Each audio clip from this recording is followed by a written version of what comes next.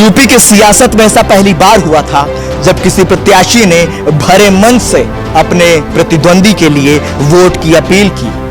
आम जनमानस के लिए यह अवधारणा जरूर अलग सी नजर आई, क्योंकि उन्हें लगा कि यह कैसी अपील है जो अपने प्रतिद्वंदी को चुनाव जिताने की बात कह रहा है। और इस अपील की असर इतना हुआ कि वो प्रत्याशी चुनाव जीत गया। यानी यूं कहें कि राजा साहब भारी अंतर से चुनाव जीतने में कामयाब रहे। लेकिन ये कोई आम प्रत्याशी नहीं था जिसने वोट के लिए अपील की थी, क्योंकि आगे चलकर वो देश का प्रधानमंत्री बना।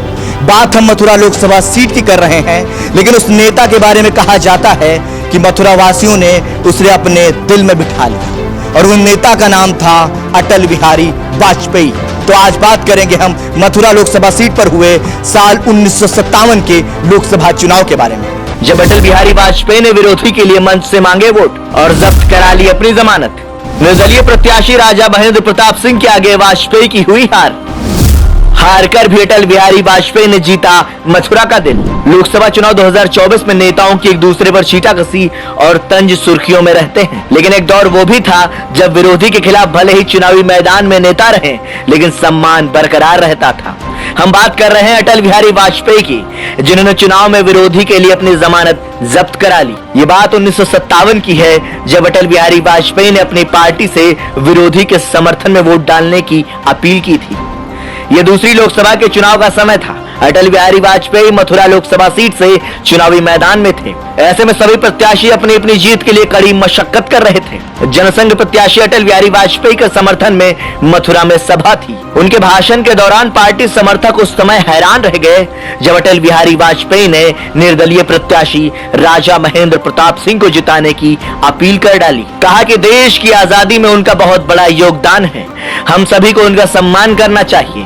उन्होंने कहा कि मेरी परवाह किए बगैर आप राजा साहब को जिता दीजिए। इसके बाद तो मानो कि पूरी चुनावी हवा राजा साहब के पक्ष में हो गई। उन्होंने ऐसा इसलिए कहा था कि निर्दलीय प्रत्याशी के रूप में राजा महेंद्र प्रताप सिंह ने अपने पक्ष में माहौल खड़ा कर लिया था। राजा महेंद्र प्रताप इस चुनाव में रिकॉर्ड मतों से जीते। इस तरह अटल ने चुनाव हारकर भी लोगों के दिल जीत लिए और सदैव के लिए अपनी एक अलग छवि बना ली। इस चुनाव में दिगंबर सिंह कांग्रेस उम्मीदवार थे। अटल की जमानत जब्त हो गई थी। वो मथुरा से चुनाव भले ही हारे, लेकिन उनका मथुरा से अटूट रिश्ता जुड़ गया। इसके बाद 16 मई 1996 को अटल बिहारी वाजपेयी ने प्रधानमंत्री पद की शपथ ली। हालांकि उनका कार्यकाल महज 13 दिन तक ही चल सका, लेकिन प्रधानमंत्री पद उनसे कुछ साल ही दूर रहा। वह दोबारा प्रधानमंत्री बने और साल 2004 तक इस पद पर बने रहे। साल 1957 के चुनावी नतीजे इस प्रकार थे। राजा महेंद्र प्रताप सिंह को 92,202 वोट मिले थे। वहीं कांग्रेस प्रत्याशी दिगंबर सिंह को 69,209 वोट मिले, जबकि निर्दलीय प्रत्याशी पूरन सिंह को 29,177 वोट मिले थे। वहीं जनसंघ से चुनावी मैदान में उतरे अटल बिहारी वाजपेयी के खाते में 23,620 वोट पड़े थे। वहीं निर्दलीय प्रत्याशी सुग्रीव सिंह 8,993 वोट पाए थे, जबकि शंकर राव के खाते में 7,818 वोट निर्दलीय प्रत्याशी के तौर पर गए थे। हाथरस के राजा थे महेंद्र प्रताप सिंह। राजा महेंद्र प्रताप सिंह का जन्म 1 दिसंबर 1886 को उत्तर प्रदेश के हाथरस में हुआ था। वे भारतीय स्वतंत्रता संग्राम के प्रमुख क्रांतिकारी, पत्रकार और लेखक थे। देश की आजादी में भी उनका महत्वपूर्ण योगदान रहा है। उन्हें विशेष रूप से प्रथम विश्व युद्ध के दौरान भारतीय निर्वासित सरकार के राष्ट्रपति के रूप में चुने जाने के लिए जाना जाता है। बता दें कि राजा साहब ने बिना पासपोर्ट के 50 से अधिक देशों की यात्रा की थी।